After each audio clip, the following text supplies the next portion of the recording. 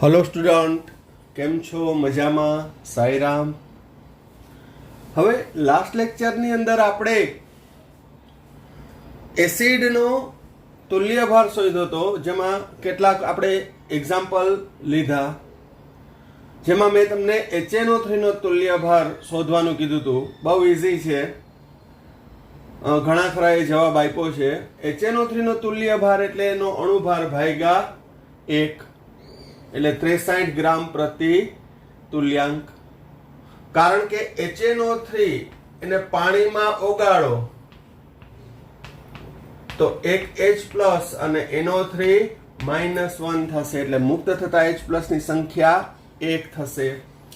જ્યારે HNO3 નું NaOH વડે તટસ્થીકરણ કરવામાં આવે તો ક્ષાર NaNO3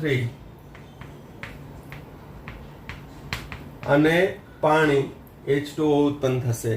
અહીં HNO3 સાથે વપરાતા NaOH ના મોલ 1, માટે HNO3 એસિડની બેઝિકતા 1 છે, માટે અણુભાર ભાગ્યા એસિડિકતા, એસિડની બેઝિકતા અથવા તો મુક્ત થતા H+ ની સંખ્યા.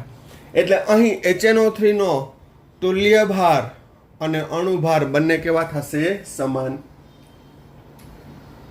ત્યારબાદ હજી એક તમને એક્ઝામ્પલ આપી દઉં. કાલે આપ્યું હતું H2C2O4 into 2 mol H2O. કાલે 2 mol H2O નહોતું આપ્યું, ખાલી નિર્જળ ઓક્ઝેલિક એસિડ આપ્યું હતું. આજે હું તમને સજળ હાઇડ્રેટેડ કહેવાય એને, જલયુક્ત ઓક્ઝેલિક એસિડ હોય તો એનો તુલ્યભાર, તો એનો અણુભાર થશે 90 થતો હતો, પણ પાણીના 2 મોલ છે એટલે 18 દુ 36, 36 ને 90 126, પણ ત્યાંય ભાગ્યા તો 2 જ થશે, બરાબર 63 ગ્રામ પ્રતિ તુલ્યાંક. કારણ કે ઓક્ઝેલિક એસિડ સજળ હોય તો પણ એમાં 2H+ અને C2O4 -2 into 2 mol H2O. મુક્ત થતા H+ ની સંખ્યા કેટલી થશે? 2 જ. તો આમાં નિર્જળ આપ્યું હોય કે સજળ આપ્યું હોય, ફેર શું આવશે? અણુભારનો. નિર્જળ હોય તો 90 આવે છે, જ્યારે સજળ હોય તો 126. બાકી ભાગવાના કેટલા વડે? 2 વડે. કારણ કે ઓક્ઝેલિક એસિડની બેઝિકતા કેટલી છે? 2 છે. તો અહીં જેટલા મેં એસિડના એક્ઝામ્પલ આપ્યા એ ખાસ યાદ રાખવાના છે. હું તો કહું અણુભાર સાથે ને તુલ્યભાર સાથે યાદ રાખી લ્યો, એટલે કે એ યુઝ ટુ કરવાના છે. સમજી લીધું, અન્ડરસ્ટેન્ડિંગ કરી લીધું, પણ સાથે સાથે કાયમી ધોરણે યાદ પણ રહી જવા જોઈએ,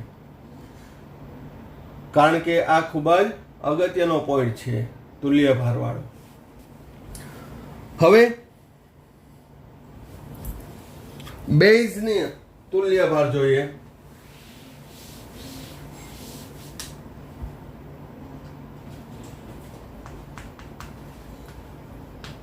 બેઝનો તુલ્યભાર બરાબર અણુભાર છેદમાં મુક્ત થતા OH આયનની સંખ્યા. બેઝ માટે શું હોય? OH આયનની સંખ્યા, અથવા બેઝની એસિડિકતા.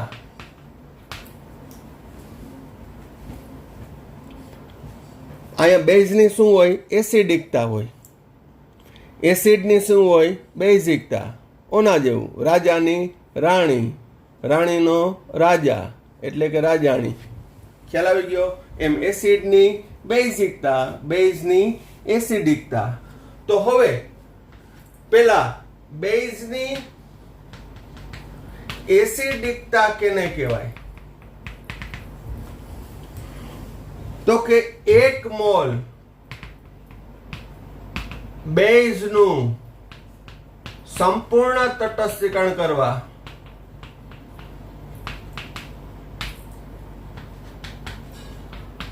જરૂરી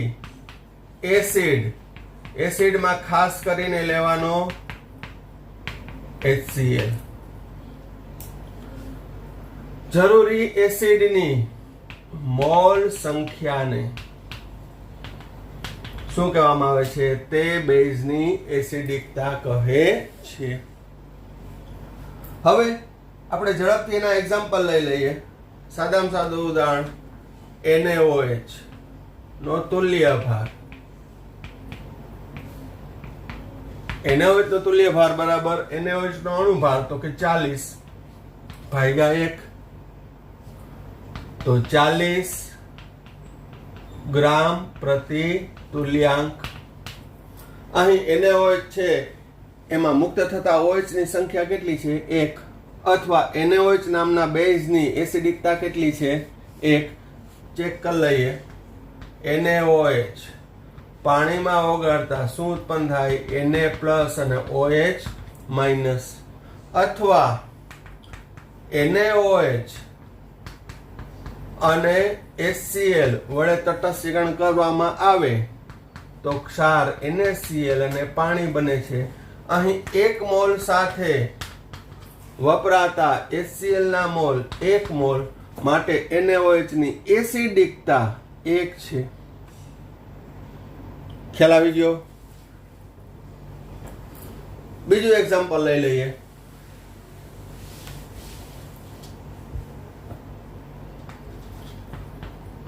KOH નો તુલ્ય ભાર. તો KOH નો તુલ્ય ભાર તો KOH ને અણુ ભાર ગણશો એટલે 56 ભાગ્યા 1 56 ગ્રામ પ્રતિ તુલ્યાંક. કારણ કે KOH માં પણ વિયોજન પામતા અથવા મુક્ત પામતા OH આયનની સંખ્યા કેટલી છે? 1. માટે ને 1 વડે ભાગ્યો. હવે નેક્સ્ટ એક્ઝામ્પલ BaOH ટ્વાઇસ. આ કોમ્પિટિટિવ એક્ઝામમાં વધારે પડતું હોય છે. નો તુલ્ય ભાર. BaOH ટ્વાઇસ નો તુલ્ય ભાર તો એનો અણુભાર ગણશો તો 171 ભાગ્યા 2 85.5 ગ્રામ પ્રતિ તુલ્યાંક. 85.5 ગ્રામ પ્રતિ તુલ્યાંક. કારણ કે મુક્ત થતા OH ની સંખ્યા 2 છે.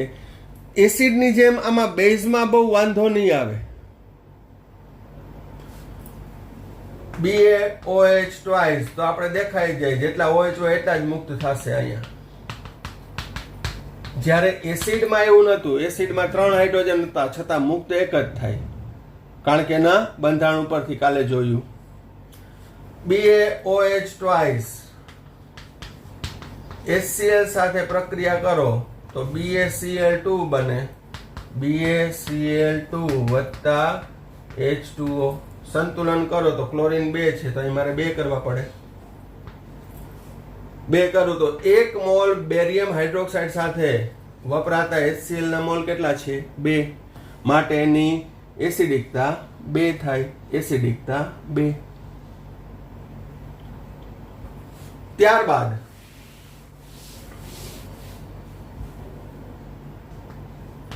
CaOH ટ્વાઇસ નો તુલ્ય ભાર. એનો તુલ્ય ભાર ગણવાનો હોય તો એનો અણુભાર ગણી લ્યો તો એનો અણુભાર ગણશો તો 74 ભાગ્યા 2 37 ગ્રામ પ્રતિ તુલ્યાંક.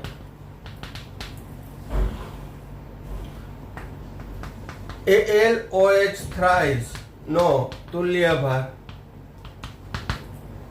તો એલ્યુમિનિયમ નો 27 ઓક્સિજન નો 16 હાઇડ્રોજન નો તો એ મુજબ તમે ગણશો તો 78 ભાગ્યા 3 26 ગ્રામ પ્રતિ તુલ્યાંક. તો આ જેટલા બેઝના એક્ઝામ્પલ આપ્યા એ મેક્સિમમ હશે. અહીંયા AlOH થ્રાઇસમાં મુક્ત થતા OH ની સંખ્યા કેટલી? 3. કેલ્શિયમ હાઇડ્રોક્સાઇડમાં કેટલા? 2. અથવા કેલ્શિયમ હાઇડ્રોક્સાઇડની એસિડિકતા કેટલી? તો કે 2. એલ્યુમિનિયમ હાઇડ્રોક્સાઇડની એસિડિકતા કેટલી? તો કે 3. ખ્યાલ આવી ગયો? તો આ થયો બેઝનો તુલ્ય ભાર શોધવાનું. તો આપણે પહેલા એસિડનો તુલ્ય ભાર શોધ્યો, ત્યારબાદ બેઝના તુલ્ય ભાર કઈ રીતે શોધવામાં આવે એનું સૂત્ર, એના આધારે બેઝની એસિડિકતા, અને ત્યારબાદ કેટલાક એક્ઝામ્પલ.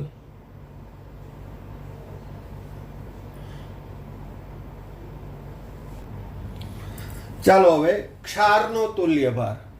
એસિડ હોય, બેઝ હોય, હવે ક્ષાર. તો ક્ષારનો તુલ્ય ભાર કઈ રીતે ગણશું? તો કે ક્ષારનો તુલ્ય ભાર શોધવા માટે ક્ષારનો અણુભાર છેદમાં 1 મોલ ક્ષારમાંથી મુક્ત થતા ધન આયનનો કુલ વીજભાર અથવા કુલ ધન સંયોજકતા. હવે 10મા ધોરણમાં થોડુંક તમે ભણી ગયા છો કે ક્ષાર છે એસિડિક હોય, બેઝિક હોય કે તટસ્થ હોય. તો એના આધારે એસિડિક ક્ષાર હોય તો એની બેઝિકતા કેટલી છે, બેઝિક ક્ષાર હોય તો તેની એસિડિકતા કેટલી છે, આ નક્કી થઈ શકે. પણ અત્યારે એ આપણે લપમાં નથી પડવું.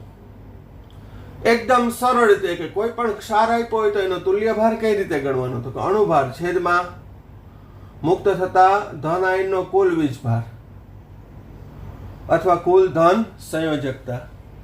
ઉદાહરણ લઈ લઈએ. જેમ કે પહેલું સોડિયમ કાર્બોનેટ Na2CO3 નો તુલ્ય ભાર, Na2CO3 નો તુલ્ય ભાર બરાબર એનો અણુભાર ગણશો તો 106 ભાગ્યા 2 બરાબર 53 ગ્રામ પ્રતિ તુલ્યાંક. તો એ 2 વડે શા માટે ભાગ્યો? તો કે જો Na2CO3 એનું વિયોજન થાય એટલે 2 મોલ Na પ્લસ અને CO3 માઇનસ 2. તો અહીં કુલ ધન વીજભાર કેટલો થયો? +1 એવા કેટલા છે? 2 એટલે +2. અથવા મહત્તમ સંયોજકતા, તો મહત્તમ સંયોજકતા કેટલી છે? તો કે 2. પછી માઇનસ પ્લસ નહીં જોવાનું. મહત્તમ સંયોજકતા કેટલી છે? તો કે 2. માટે Na2CO3 છે એનો તુલ્ય ભાર શોધવા માટે અણુભારને કેટલા વડે ભાગવાનું છે? 2 વડે. આ જેટલા એક્ઝામ્પલ આપું એ મેં તમને કીધું બધે તમને કામ આવશે અને મેક્સિમમ હશે. ખ્યાલ આવે છે? તો સોડિયમ કાર્બોનેટનો તુલ્ય ભાર કેટલો થશે? 53. બીજી રીતે મારે કેવું હોય, એકમાં હું તમને સમજાવું કે થોડુંક તમને 10માનું યાદ આવે. Na2CO3 એ બેઝિક ક્ષાર છે. પાણીમાં ઓગાળતા તેનું જલીય દ્રાવણ બેઝિક બને. તો બેઝિક ક્ષાર હોય તો એની HCl વડે પ્રક્રિયા કરવામાં આવે છે. બેઝિક ક્ષાર હોય તો કેના વડે પ્રક્રિયા કરવામાં આવે છે? એસિડ વડે. એસિડ વડે પ્રક્રિયા કરતા ક્ષાર બને અને પાણી અને CO2 ઉત્પન્ન થાય. તો પેલા સંતુલન કરી લઈએ. સોડિયમ 2 અહીંયા 2, ક્લોરીન 2 એટલે અહીંયા 2. કઈ રીતે થાય? તો કે NaCl આ બને H2CO3 બને. H2CO3 એટલે કાર્બોનિક એસિડ છે. પણ કાર્બોનિક એસિડ છે એટલે કે સોડા વોટર એ મુક્ત સ્વરૂપે મળશે નહીં. એટલે તરત જ H2CO3 નું વિઘટન થઈ H2O અને CO2 બની જાય. કારણ કે સોડા વોટર એટલે કે કાર્બોનિક એસિડ વ્યાપારી ધોરણે મળે નહીં. મળે આપણે જે સોડા પીએ છીએ એ કાર્બોનિક એસિડ છે. જેવું ઢાંકણ ખોલ નાખો એટલે પૂરું, ગેસ ઉડી જાય, CO2 ઉડી જાય. તો અહીં મૂળ વાત ઉપર આવીએ કે Na2CO3 એ બેઝ છે, બેઝિક ક્ષાર છે. તો બેઝિક ક્ષારની એસિડિકતા કેટલી આવી? 2. માટે 2 વડે ભાગ્યા. એટલે તમારે ક્ષારની એસિડિકતા કે બેઝિકતા ખબર હોવી જોઈએ. આ બેઝ છે તો એની એસિડિકતા હોય, એસિડિક ક્ષાર હોય તો એની બેઝિકતા હોય. પણ એ ટોપિક અત્યારે અહીંયા જરૂરી નથી. પણ થોડું ઘણું તમે 10મા ધોરણમાં ભણી ગયા હોય અને થોડુંક તમારામાં નોલેજ હોય એટલે હું અહીંયા ડિસ્ક્રિપ્શન કરું છું આ રીતનું. પણ એટલે જ ક્ષારના તુલ્યભાર શોધવાનું ઈઝી સૂત્ર મેં આપ્યું. અણુભાર છેદમાં 1 મોલ ક્ષારમાં મુક્ત થતા ધન આયનનો કુલ વીજભાર ધન આયન +1 એવા 2 એટલે +2. આ ઇઝીલી યાદ રાખવા માટે આને કહેવાય ફંડામેન્ટના આધારે, કન્સેપ્ટના આધારે. સોડિયમ બાયકાર્બોનેટનો તુલ્ય ભાર, તો એનો અણુભાર ગણશો એટલે 84/1 બરાબર 84 ગ્રામ પ્રતિ તુલ્યાંક. કારણ શું? તો સોડિયમ બાયકાર્બોનેટ વિયોજન પામી Na+ અને HCO3-1 અને બાયકાર્બોનેટ અથવા હાઇડ્રોજન કાર્બોનેટ કહેવાય. તો અહીંયા મુક્ત થતા Na+1 એનો કુલ વીજભાર કેટલો આવશે? +1 એવા 1 છે. તો માટે અહીંયા 1 વડે ભાગ્યું. હજી આમાં પણ સમજાવી દઉં કે સોડિયમ બાયકાર્બોનેટ એ પણ બેઝિક ક્ષાર છે જેની HCl સાથે પ્રક્રિયા કરવામાં આવે તો અહીંયા શું બને? NaCl અને આ શું બને? H2CO3. પણ ફરી પાછું કીધું H2CO3 એટલે કાર્બોનિક એસિડ અને કાર્બોનિક એસિડ વિઘટન પામી H2O વત્તા CO2 બની જાય. તો અહીં સોડિયમ બાયકાર્બોનેટ નામના બેઝિક ક્ષારની એસિડિકતા કેટલી થઈ કહેવાય? 1. માટે આપણે અણુભારને 1 વડે ભાગતા એનો તુલ્ય ભાર કેટલો મળશે? 84 ગ્રામ પ્રતિ તુલ્યાંક. ખ્યાલ આવી ગયો? તો કોઈ પણ ક્ષારનો તમારે તુલ્ય ભાર શોધવો હોય તો તેમાં મુક્ત થતા ધન આયનનો કુલ વીજભાર અથવા કુલ ધન સંયોજકતા વડે ભાગી નાખવાનું. અત્યારે ભલે તમને એસિડિકતા બેઝિકતામાં ધારો કે અમુકને ખ્યાલ ના આવ્યો હોય તો ચિંતાનું કારણ નથી, કારણ કે એસિડિકતા બેઝિકતા આપણે સંતુલન નામના ચેપ્ટરની અંદર આવશે, સવિસ્તાર આવશે, ત્યારે તો ખ્યાલ આવી જ જશે. અને ત્યારે પણ એ ચેપ્ટર ભણાવીશ ત્યારે હું પેલા ચેપ્ટરનું આ બધું યાદ અપાવીશ કે જો આપણે અહીંયા તુલ્ય ભાર શોધવા માટે આ કન્સેપ્ટ લગાડતા હતા. પણ અત્યારે આ સૂત્રના આધારે કોઈ પણ ક્ષારનો તુલ્ય ભાર શોધતા આવડવો જોઈએ. હજી કેટલાક આપણે ક્ષારના ઉદાહરણ લઈ લઈએ.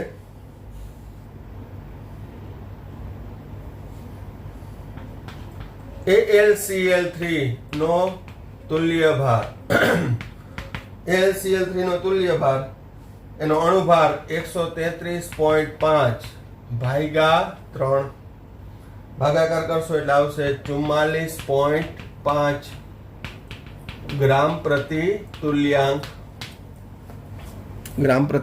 તુલ્યાંક.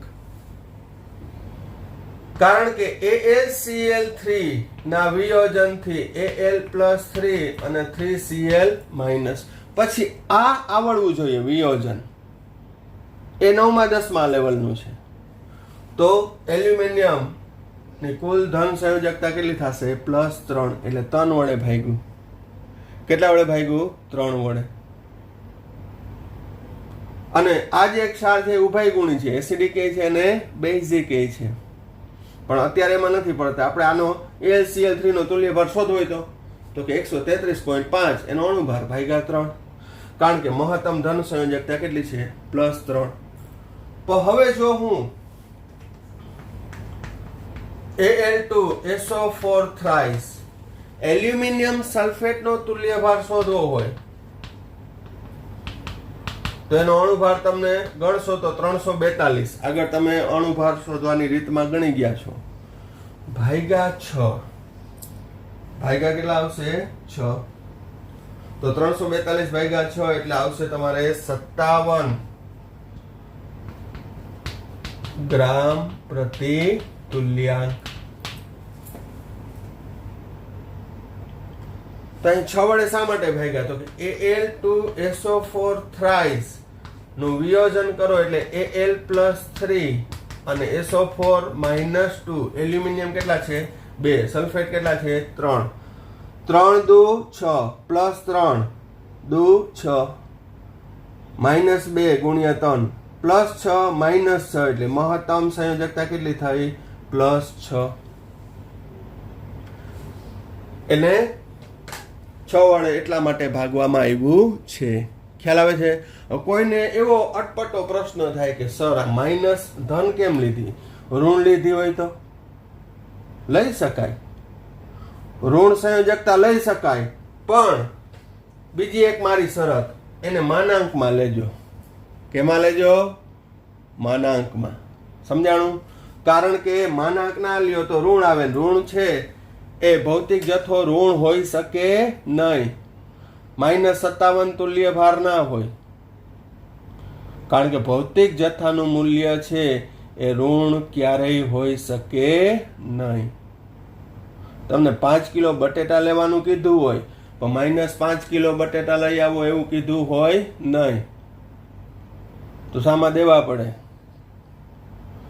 ગણિતની ભાષામાં કહું તો -5 કિલો બટેટા, એટલે આપણા ઘરમાં જ બીજે દઈ આવવાના વેપારીને. સમજાય છે? એટલે એવા અટપટા પ્રશ્નો થતા હોય તો શાંત પડી જવાનું. તો અહીંયા ક્ષારનો તુલ્યભાર શોધવાનું સૂત્ર અણુભાર છેદમાં કુલ ધન સંયોજકતા. હવે જે તમને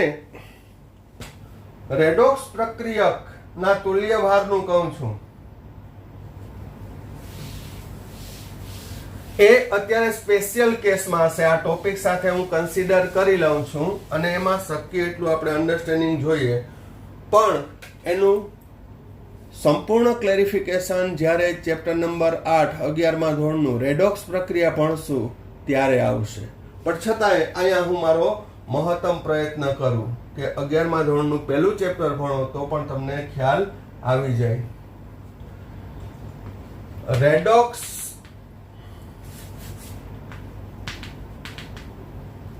પ્રક્રિયકનો તુલ્યભાર. રેડોક્સ પ્રક્રિયક એટલે કાં તો ઓક્સિડેશન કરતા હોય અથવા તો રિડક્શન કરતા પદાર્થો એવા. તો અણુભાર છેદમાં ઓક્સિડેશન આંકમાં ફેરફાર અથવા વિનિમય પામતા ઇલેક્ટ્રોનની સંખ્યા.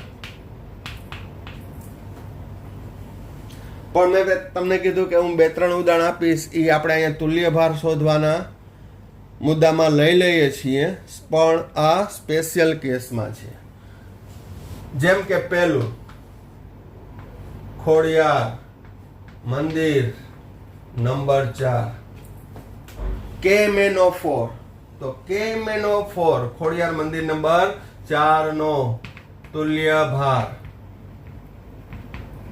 બરાબર એનો અણુભાર 158 ભાગ્યા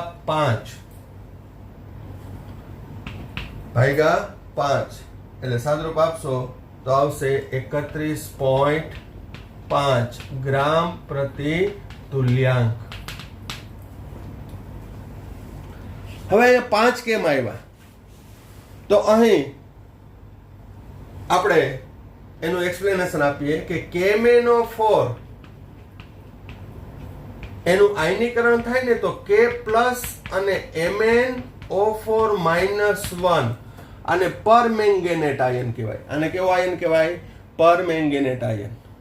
હવે પરમેંગેનેટ આયન એ રિડક્શન પામે, કારણ કે આ KMnO4 ઓક્સિડેશન કરતા છે.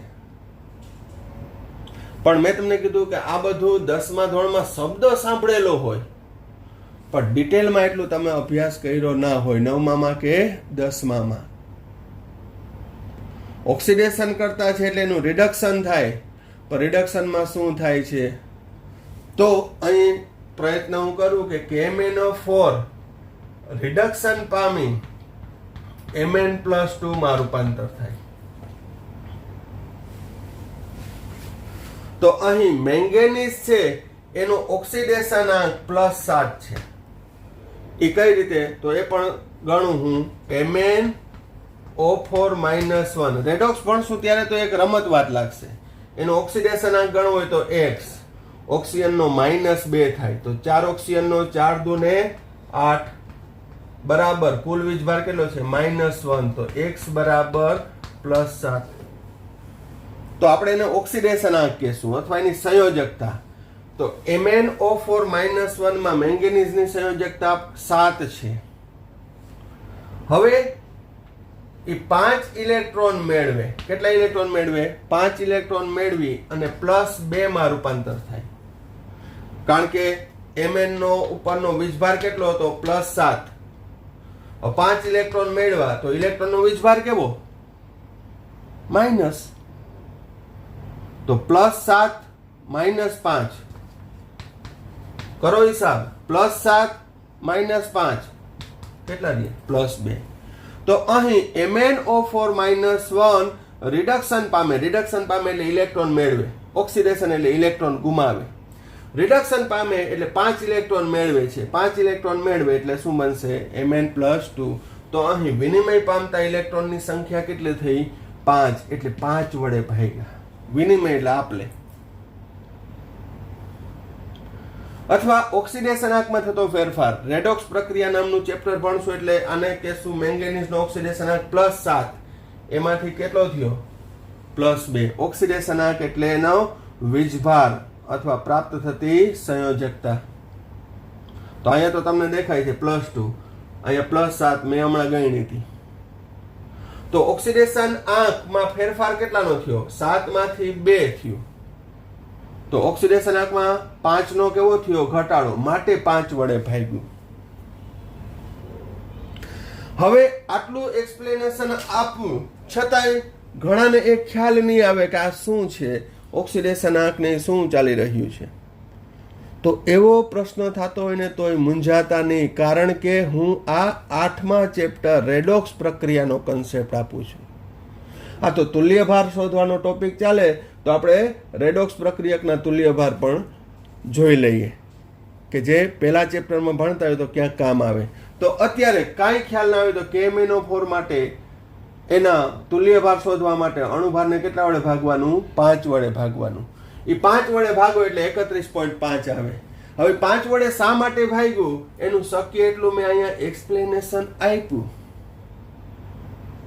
પણ જેને રેડોક્સ પ્રક્રિયા 9મા ધોરણમાં 10મા ધોરણમાં થોડું ઘણું એને મગજમાં બેઠું હોય તો આ બેસી જશે, અને ન બેઠું હોય તો ડોન્ટ વરી, એ આપણે આખું એનું ચેપ્ટર જ ભણશું. પણ અત્યારે શું KMnO4 નો તુલ્યભાર તો અણુભાર ભાગ્યા 5. એવી રીતે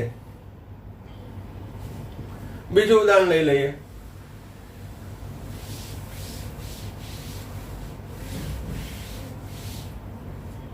ત્રણ જ એક્ઝામ્પલ છે એટલે હું આપી દઉં છું. K2Cr2O7 પોટેશિયમ ડાયક્રોમેટ કહેવાય. અને શું કહેવાય? Potassium dichromate. તો પોટેશિયમ ડાયક્રોમેટ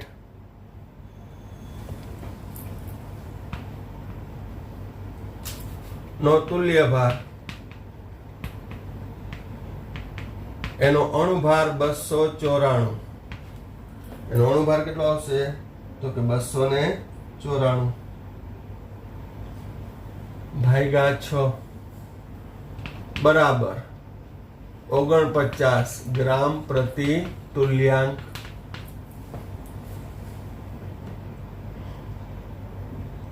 બસો 94 ભાગ્યા 6 એટલે કેટલો આવશે? 49 ગ્રામ પ્રતિ તુલ્યાંક. તો અહીંયા પણ 6 કેમ આવ્યા એનું પણ જોઈ લઈએ. K2Cr2O7 એનું વિયોજન પામે તો 2K+ અને Cr2O7 -2 અને ડાયક્રોમેટ આયન કહેવાય. આ પણ ઓક્સિડેશન કરતા છે. ડાયક્રોમેટ આયન Cr2O7 -2 માંથી Cr+3 માં રૂપાંતર પામે. તો અહીં ક્રોમિયમ કેટલા છે? 2. હવે અહીં આ ડાયક્રોમેટમાં ક્રોમિયમનો કુલ ઓક્સિડેશન આંક +12 થશે. કેટલો થશે? +12. અહીં ક્રોમિયમ કેટલા છે? 2. તો 2x. ઓક્સિજન 7 × 2 = 14.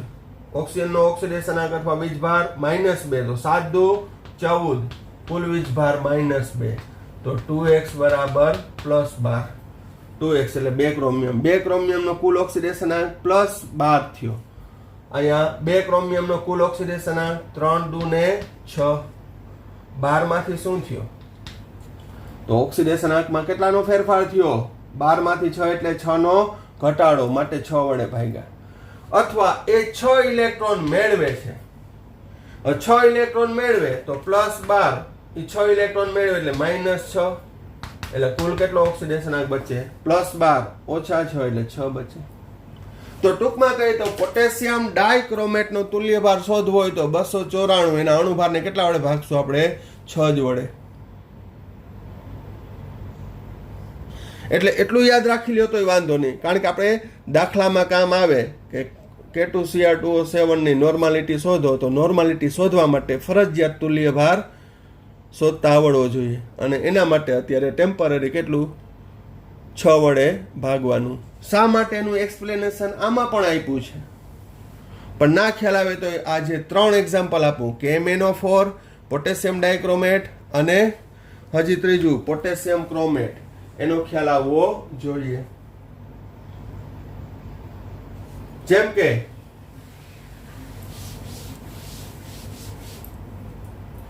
પોટેશિયમ ક્રોમેટ K2CrO4 નો તુલ્યભાર, એનો તુલ્યભાર શોધશો તો 194 ભાગ્યા 3, 194 ભાગ્યા 3 એટલે જવાબ આવશે 64.67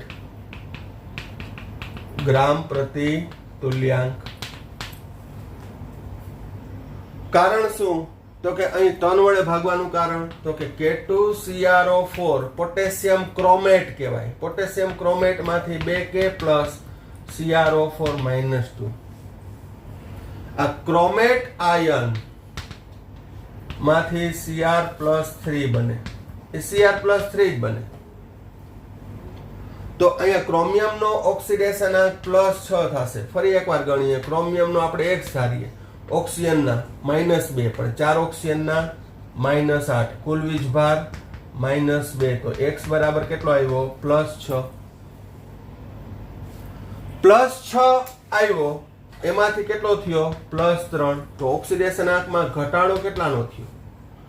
ઓક્સિડેશનાંકમાં ઘટાડો ફેરફાર એટલે વધારો કે ઘટાડો. અહીં ઘટાડો કેટલાનો થયો? 3 નો, માટે કેટલા વડે ભાગ્યા? 3 વડે. અથવા ઈ 6 ઓક્સિડેશનાંક ધરાવતું ક્રોમિયમ 3 ઇલેક્ટ્રોન મેળવી Cr+3 માં રૂપાંતર થાય. +6 -3 ઇલેક્ટ્રોનના એટલે +3, માટે એને 3 વડે ભાગ્યા. પધારો કે ખ્યાલ ના આવે કે શા માટે 3 વડે ભાગ્યા, તોય કઈ વાંધો નહીં, એ રેડોક્સ પ્રક્રિયાની અંદર આવી જશે. પણ અત્યારે KMnO4 નો તુલ્યભાર શોધવો હોય તો 5 વડે ભાગવાનું. K2Cr2O7 ના તુલ્યભાર શોધવા માટે અણુભારને 6 વડે ભાગવાનું. અને પોટેશિયમ ક્રોમેટ K2CrO4 નો તુલ્યભાર શોધવા માટે તેના અણુભારને કેટલા વડે ભાગવાનું? 3 વડે. કારણ કે ઓક્સિડેશનાંકમાં થતો ફેરફાર અથવા વિનિમય પામતા ઇલેક્ટ્રોનની સંખ્યા અનુક્રમે કેટલી છે? KMnO4માં 5, ડાયક્રોમેટમાં 6 અને ક્રોમેટમાં 3. ખ્યાલ આવી ગયો? ઓકે.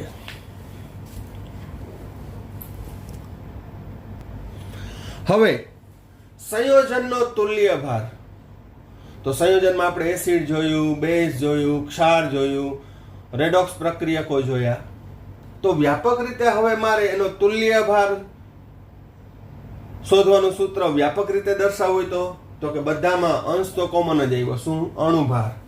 તો સંયોજનનો તુલ્યભાર તો બેઝ હોય તો કે એસિડિકતા અથવા બેઝિકતા અથવા ક્ષારની મહત્તમ સંયોજકતા અથવા ઓક્સિડેશન આંકમાં ફેરફાર. તો હવે સંજ્ઞામાં લખું તો EW ઇક્વિવેલેન્ટ વેઇટ. EW એટલે શું? Equivalent weight.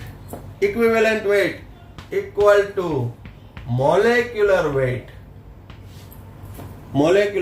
weight by acidity or basicity or maximum valency એટલે કે સંયોજકતા or delta oxidation આમ લખું છું આનું ઓક્સિડેશન આંકમાં થતા ફેરફારનું અર્થઘટન આ રીતે લખું છું ડેલ્ટા ઓક્સિડેશન એટલે ઓક્સિડેશન આંકમાં થતો ફેરફાર અથવા વિનિમય પામતા ઇલેક્ટ્રોનની સંખ્યા તો આ સૂત્ર તમને ખૂબ જ કામ આવશે આના પછીના જ પોઈન્ટમાં હમણાં આપણે એ સૂત્ર કામ આવશે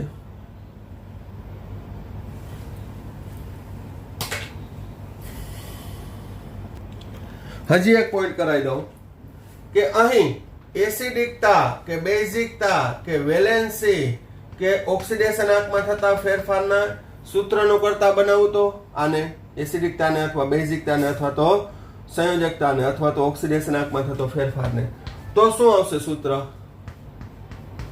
molecular weight by equivalent weight એટલે કે હવે અર્થઘટન સંયોજનના અણુભાર અને તુલ્ય ભારનો ગુણોત્તર સંયોજનના અણુભાર અને તુલ્ય ભારનો ગુણોત્તર કેના બરાબર થશે તો કે બેઝ હોય તો એસિડિકતા બરાબર એસિડ હોય તો બેઝિકતા બરાબર ક્ષાર હોય તો એની મહત્તમ સંયોજકતા બરાબર અને રેડોક્સ પ્રક્રિયક હોય તો એના ઓક્સિડેશન આંકમાં થતા ફેરફાર બરાબર હોય છે શું સંયોજનનો અણુભાર અને તુલ્ય ભારનો ગુણોત્તર ખ્યાલ આવી ગયો તો આ હમણાં જ આના પછીનો પોઈન્ટ સમજાવ્યું છે એમાં આ સૂત્ર કામ આવશે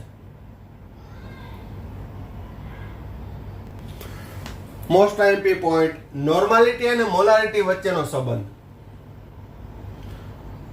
તો નોર્માલિટીનું સૂત્ર આપણે શું જોયું વેઇટ બાય ઇક્વિવેલન્ટ વેઇટ તુલ્ય ભાર ગુણ્યા 1000/કદ હવે તુલ્ય ભાર મારી દ્રષ્ટિએ હવે એમાં પ્રશ્ન થવો જોઈએ નહીં કારણ કે આપણે આખું લેક્ચર છે એ તુલ્ય ભાર જ શોધ્યો અને મોલારિટી એટલે વજનના છેદમાં અણુભાર ગુણ્યા 1000/કદ સમીકરણ 1 અને 2 ને આપણે સરખાવો અથવા સમીકરણ 1 અને 2 નો ગુણોત્તર લેતા નોર્માલિટીના છેદમાં મોલારિટી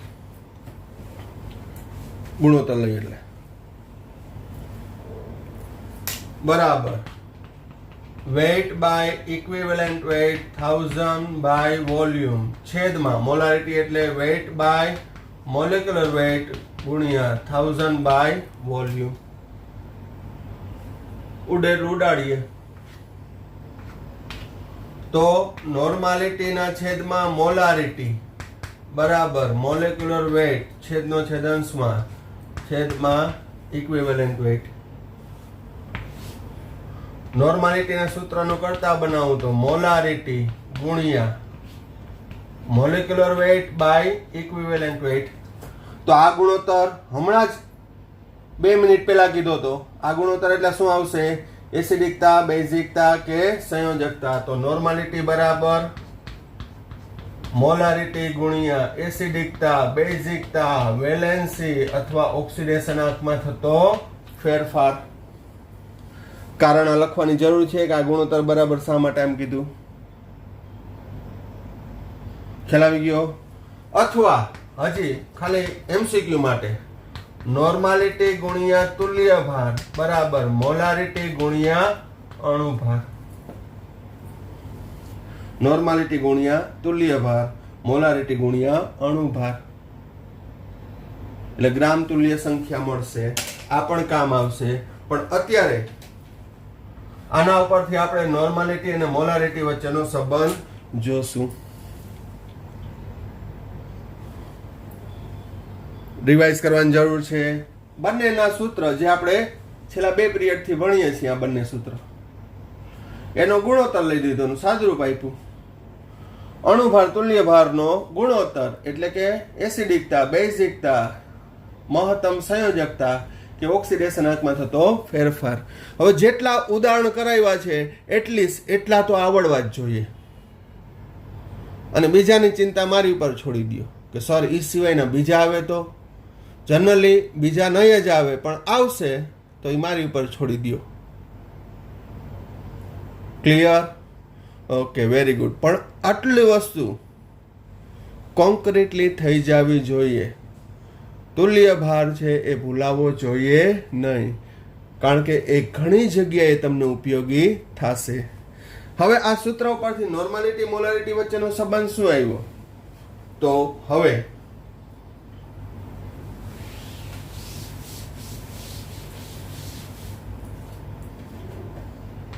નોર્માલિટી બરાબર મોલારિટી ગુણ્યા અણુભારના છેદમાં તુલ્ય ભાર, અથવા નોર્માલિટી બરાબર મોલારિટી ગુણ્યા એસિડિકતા, બેઝિકતા, સંયોજકતા, ઓક્સિડેશનાંકમાં થતો ફેરફાર. હવે જો તુલ્ય ભાર અને અણુભાર સમાન હોય, તુલ્ય ભાર અને અણુભાર કેવો હોય? સમાન હોય. તો તુલ્ય ભાર અને અણુભાર સમાન હોય એટલે ગુણોત્તર કેટલો થાય? 1. અથવા તુલ્ય ભાર અને અણુભાર સમાન હોય ક્યારે? તો કે એની એસિડિકતા, બેઝિકતા, સંયોજકતા કે ઓક્સિડેશનાંકમાં થતો ફેરફાર કોઈ પણ કેવો હશે? 1 જ હશે. તો જ અણુભાર અને તુલ્ય ભાર સમાન થાય. તો નોર્માલિટી ઇક્વલ ટુ મોલારિટી થાય. આ બે સમાન હોય, ગુણોત્તર 1, તો નોર્માલિટી બરાબર મોલારિટી. તુલ્ય ભાર અણુભાર સમાન ક્યારે હોય? તો કે એસિડિકતા, બેઝિકતા આ મૂલ્ય 1 જ હોય. 1 કેટલું હોય? 1. પરંતુ જો તુલ્ય ભાર અણુભાર કરતા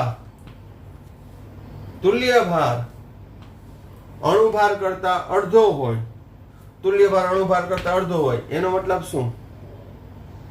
તુલ્ય ભાર જે અણુભાર કરતા અડધો, આ છેદ જે એ શું દર્શાવે છે? એસિડિકતા, બેઝિકતા, સંયોજકતા દર્શાવે છે ને? કે હજી આ સાવ તળિયું લઈ લો. હાલો, 2 બરાબર 2 ના સૂત્રનો કરતા બનાવી દીધો. તો અણુભાર તુલ્ય ભારનો ગુણોત્તર કેટલો? 2 આવ્યો. આ એસિડિકતા, બેઝિકતા કે સંયોજકતા કેટલી છે? 2.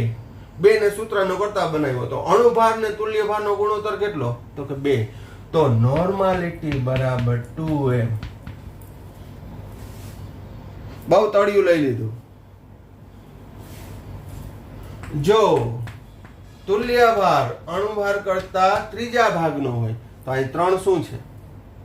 એક ને એક વાત શું છે? એસિડિકતા, બેઝિકતા, વેલેન્સી કે ઓક્સિડેશનાંકમાં થતો ફેરફાર. તો નોર્માલિટી બરાબર શું થશે? 3m. 3 મૂકી દો. અથવા 3 ને સૂત્રનો કરતા બનાવો તો અણુભારના છેદમાં તુલ્ય ભાર કેટલો? 3 મૂકી દો. 3 તો નોર્માલિટી બરાબર 3m.